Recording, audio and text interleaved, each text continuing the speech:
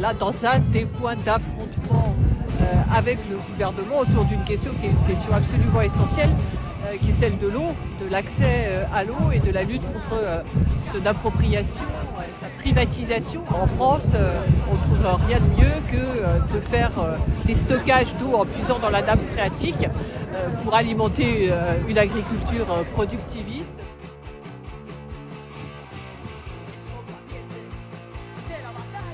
Si on les laisse passer, s'ils gagnent d'une manière ou d'une autre, alors ils ne vont pas s'arrêter.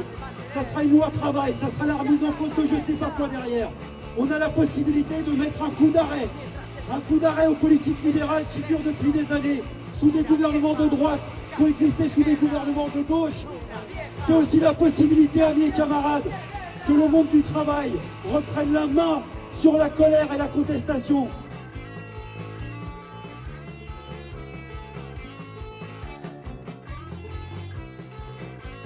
Je suis d'une part scandalisé par la banalisation de Le Pen et de sa bande de racistes qui a été faite pendant cette campagne électorale, scandalisé par la banalisation du crime, et qui n'est pas une bavure pour nous, mais c'est l'image même de ce qu'est le fascisme. On s'attaque d'abord aux immigrés, et puis maintenant aux militants de gauche.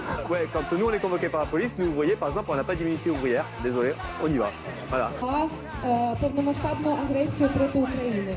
І нова антикапіталістична партія з першого дня. Depuis le début de la guerre d'agression de Poutine et depuis le 24 février, donc le NPA a tenu à exprimer sa solidarité à l'égard de la résistance du peuple ukrainien.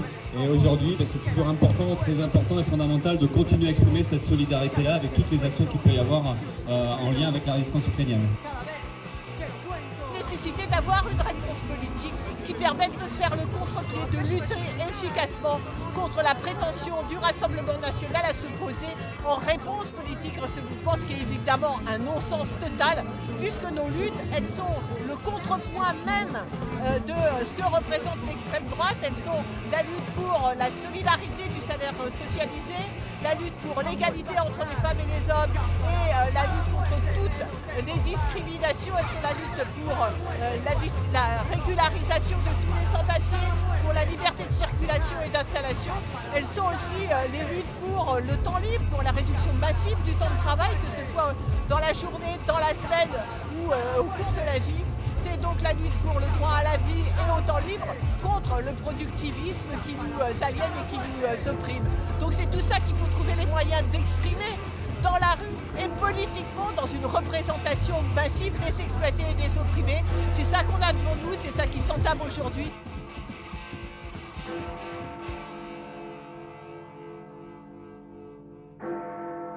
On est un peu dans un moment où ça peut basculer d'un côté ou de l'autre.